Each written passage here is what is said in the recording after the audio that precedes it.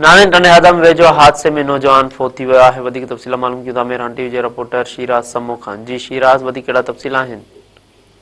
जी टंडवादन लॻभॻि छा आहे बस स्टॉप पठान कॉलोनी उते ही अफ़सोसनाक वाक़ियो पेश आयो आहे जिते ॿ तेज़ रफ़्तार मोटरसाइकिलूं पाण में आम्हूं साम्हूं टकराइजी पयूं, जंहिंजे नतीजे में टंडवादन जे थईन कॉलोनी जो रहवासी आहे 45 सालनि जो अली गुल वलद वाहिद बख्श थईन, जेको थॾे ते पहुती वियो जॾहिं त सांगड़ मां मोटरसाइकिल ते पंहिंजे पेशीअ ते ईंदड़ वकील आहे एडवोकेट सौराब जट, उन सां गॾु अलाबख्श माछी ऐं हिदायतुल्ला जेके आहिनि, इहे 3 ॼणा ज़ख़्मी थी पिया आहिनि।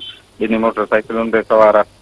उन खां पोइ जेको आहे फोतीअ जो मड़ ऐं ज़ख़्मियुनि खे तालका अस्पताल आंदो हुयो, जितां ज़ख़्मियुनि खे जेको आहे सो गणपी जो बि हालत में सिविल अस्पताल हैदराबाद में हुया। फोतीअ जो मड़ जेको आहे ज़रूरी कार्रवाई खां पोइ जेको आहे सो वारसनि जे हवाले कयो वियो, जेके उहे खणी विया।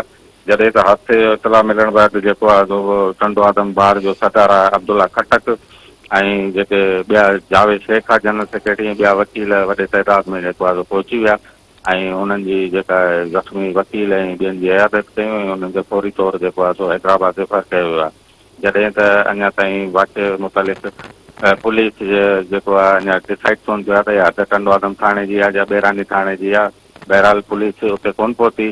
फ़िलहाल ज़ख़्मियुनि खे जेको आहे सो हैदराबाद में वियो आहे ऐं वाक़िए जो को बि केस वग़ैरह दाख़िल कोन थियो आहे। हादसे सबबु जेको आहे मोटरसाइकिलुनि खे बि काफ़ी नुक़सानु पहुतो आहे। जी शिराज, तव्हांजी महिरबानी।